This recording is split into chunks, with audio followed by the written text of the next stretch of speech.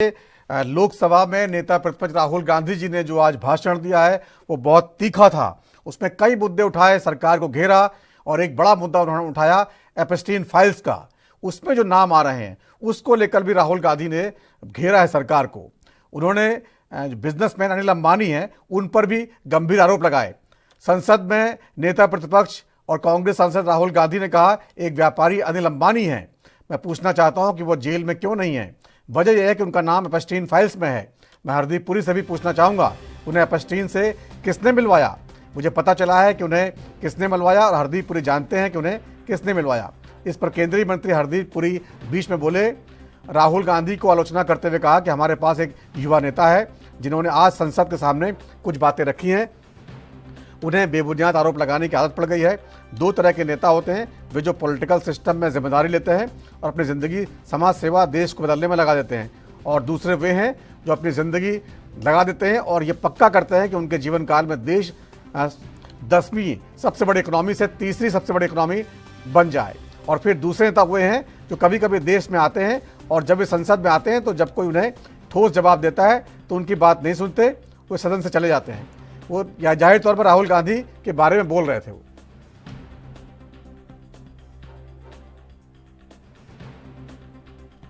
Speaker sir, there is a businessman called Mr. Anil Ambani. I want to ask the question, why is he not in jail?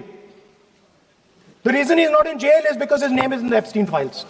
That's why he's not in jail. Rahul ji, जो भी I'd also like to ask Mr. Hardip Puri who introduced him Mr. Chair to Epstein. Mr. Rahul, no, I know who introduced him.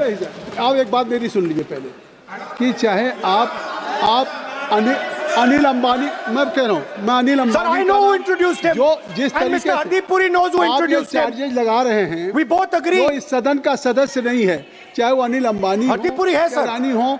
Hardeep Puri is a member of parliament here. आप जो charges लगा रहे हैं उसको सफाई करने का अवसर नहीं मिलेगा, उसको He's a minister, sir. उसका नाम नहीं लिया जाता। और आप एक बार इसको पढ़ लीजिए। एक हमारे युवा नेता हैं जिन्होंने आज पार्लियामेंट में कुछ बातें रखी। He has a habit of making baseless allegations. There are two kinds of leaders.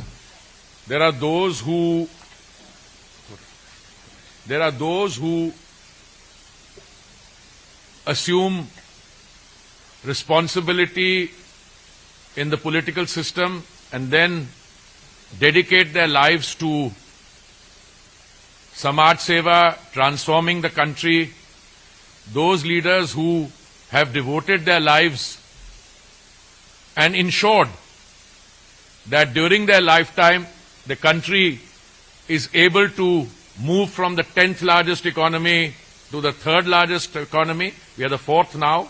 Soon will be the 3rd largest. And then there are other leaders who occasionally come to the country. Sometimes they're traveling abroad. And when they come to parliament, as one of my colleagues said, पहले तो ये parliament से बाहर हो जाते थे। अगर कोई सब्सटेंटिव रिप्लाई दे रहा है तो उसको सुनने नहीं आते थे, यूज्ड टू वॉक आउट। और आज अपनी स्पीच देने के बाद चले गए। You know the leader I am referring to is the same person who many years ago, मुझे याद है 2013 की बात है, when the Prime Minister of India then, Dr. Manmohan Singh, was traveling abroad, this gentleman took an ordinance which was approved by the cabinet और उन्होंने press आप जैसे वरिष्ठ पत्रकारों को बुला के निमंत्रित करके उनके सामने ऑर्डिनेंस फाड़ के हवा में फेंक दी।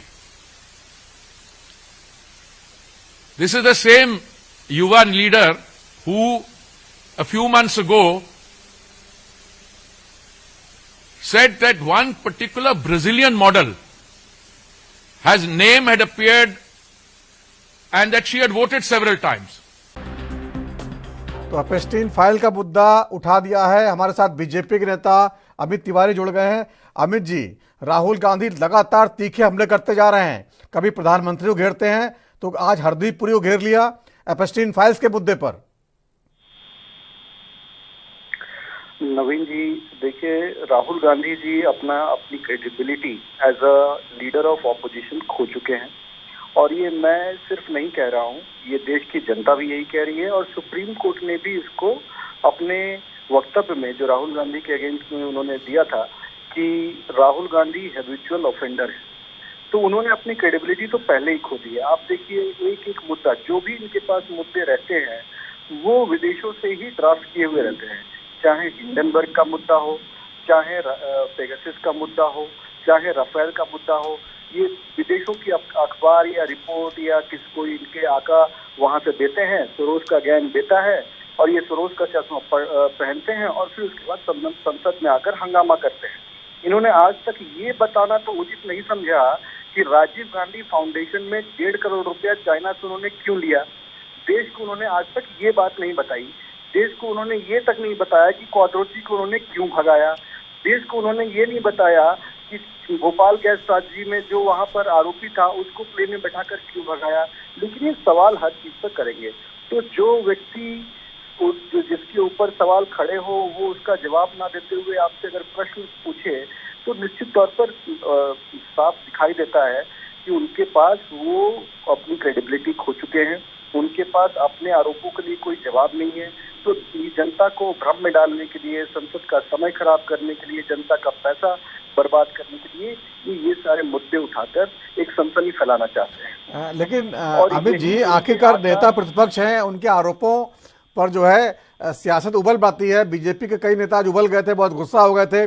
आपने नोटिस भी भिजवाया विशेषाधिकार का, तो ये तो आप ऐसे कैसे कह सकते हैं कि वो उनका कोई नोटिस नहीं लेता? आप तो खुद नोटिस ले रहे हैं उनको। नोटिस दे रहे हैं क्योंकि वो गलत कर रहे हैं। देखिए, संसद एक कार्य प्रणाली के तहत चलता है। संसद की अपनी एक कार्य प्रणाली है। चेयरमैन साहब ने वहां से बताया कि आप जो व्यक्ति मौजूद नहीं है उसके बारे में आप चर्चा नहीं कर सकते। और ये ऐसा नहीं है कि इनको पता नहीं है। जब ये हिंडनबर्ग का मुद्दा लेकर आ रहे थे तभी भी इनको यही समझाया गया था कि कोई भी व्यक्ति जो संसद का सदस्य नहीं है उसके बारे में चर्चा नहीं हो सकती है। उसके रिलेशन में अगर कोई है तो वहां पे उसके लिए बात कीजिए। तो इस तरीके से इनको पहले ही पता था। तो ये अनिल अंबानी की बात लेकर आ रहे हैं। अनिल अंबानी की ही बात है तो अंबानी की शादी में तो गए थे ना राहुल गांधी डांस करने, वहां पे तो नाच के तो आए थे, डोनेशन भी उनसे लिया है। जो बॉन्ड इश्यूज हुए थे, इलेक्टोरल बॉन्ड, उसमें तो अंबानी जी ने इनको भी डोनेशन दिया है। तब क्यों शर्माए नहीं और तब क्यों नहीं आरोप लगाया और तब क्यों नहीं ये कहा कि ये पैसा हमें नहीं चाहिए, आपकी शादी में हमें नहीं आया है। राम मंदिर का इन्विटेशन तो उन्होंने ठुकरा दिया था, लेकिन अंबानी की शादी का इन्विटेशन तो उन्होंने एक्सेप्ट किया। तो ये बताना चाहिए ना उनको कि ऐसा उन्होंने क्यों किया। पहले वो देश को ये उन्होंने कहा कि मैं जवाब दूंगा इसका। आज जब उनसे किरण रिजिजू ने कहा कि इसका जवाब दीजिए, सबूत दीजिए, उन्होंने कहा सबूत दूंगा। और एपस्टीन फाइल तो हाल ही में आई है, तो हो सकता है तब उनको पता न रहा हो। खैर चलिए, तो सियासत है, इसमें आरोप प्रत्यारोप चलते रहेंगे। बहुत बहुत धन्यवाद चर्चा में शामिल होने के लिए। तो राहुल गांधी बेहद आक्रामक अंदाज में संसद में पेश हुए। कई मुद्दों पर उन्होंने सरकार को घेरा है और इस पर सियासत आगे बढ़ती रहेगी।